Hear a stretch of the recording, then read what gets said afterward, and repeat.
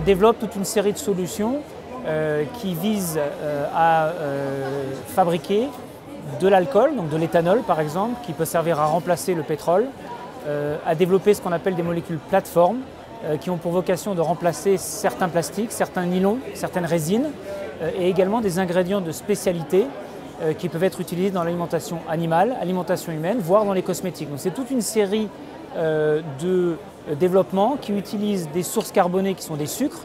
Alors ça peut être du sucre simple, mais ce qui nous intéresse le plus, c'est des déchets, donc des résidus agricoles ou des déchets urbains et ménagers que la bactérie va assimiler en tant que biocatalyste et son métabolisme va les transformer dans cette molécule d'intérêt, encore une fois, qui peut être un biocarburant, un plastique ou un ingrédient de spécialité.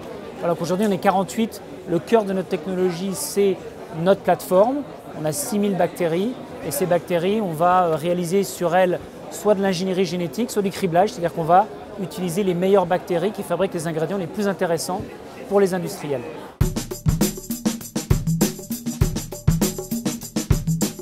Il faut qu'aujourd'hui les citoyens arrivent à comprendre qu'utiliser des voies biosourcées, des voies issues non pas du pétrole mais d'atomes de carbone qui viennent finalement du soleil et qui sont renouvelables fait une différence au quotidien. Par exemple, dans le sud de la France où on est basé, certaines stations-service proposent de l'E85. Alors l'E85, c'est de l'éthanol, c'est 85% d'éthanol mélangé à l'essence, donc 15% d'essence, 85% d'éthanol.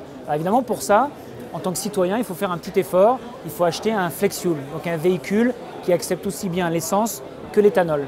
C'est une chose qui fonctionne dans le sud de la France, à petite échelle, qui par exemple fonctionne très bien aux États-Unis. Les citoyens sont totalement alertés sur le sujet et conscients du fait qu'ils doivent utiliser l'éthanol. C'est un très bon exemple d'économie circulaire sous le développement durable et de réduction de l'empreinte carbone. Parce que quand vous utilisez 1 litre d'éthanol par rapport à 1 litre d'essence, l'empreinte carbone peut descendre de à peu près 90% si le biocarburant est issu de la seconde génération.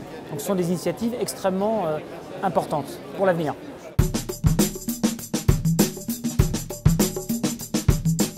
Une autre innovation qui peut paraître très pertinente, c'est plutôt que de fabriquer des biocarburants, vous pouvez utiliser la bactérie pour fabriquer ce qu'on appelle une molécule plateforme. Cette molécule va servir à fabriquer par exemple du PA6 ou du PA6,6 qui est un nylon, une résine utilisée par exemple pour faire des colliers de serrage, voire du textile. Voilà, donc ça, c'est utiliser notre biocatalyste pour faire autre chose que du biocarburant.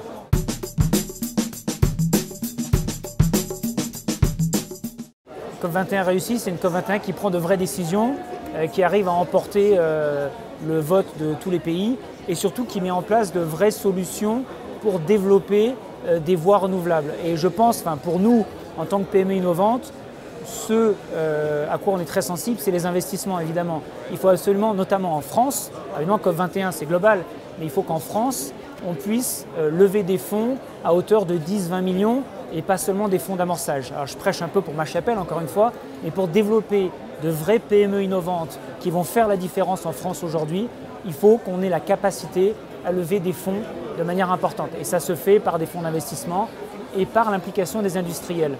Il faut que d'une manière ou d'une autre, les grands groupes puissent allouer une partie de leur financement à des PME innovantes. Et ça devrait même être une condition pour le versement du crédit impôt recherche à ces sociétés. Alors, je suis un peu radical, mais je pense que c'est extrêmement important. Parce que l'innovation dans les clean tech, dans les énergies renouvelables, vous pouvez le voir, se passe essentiellement dans des PME.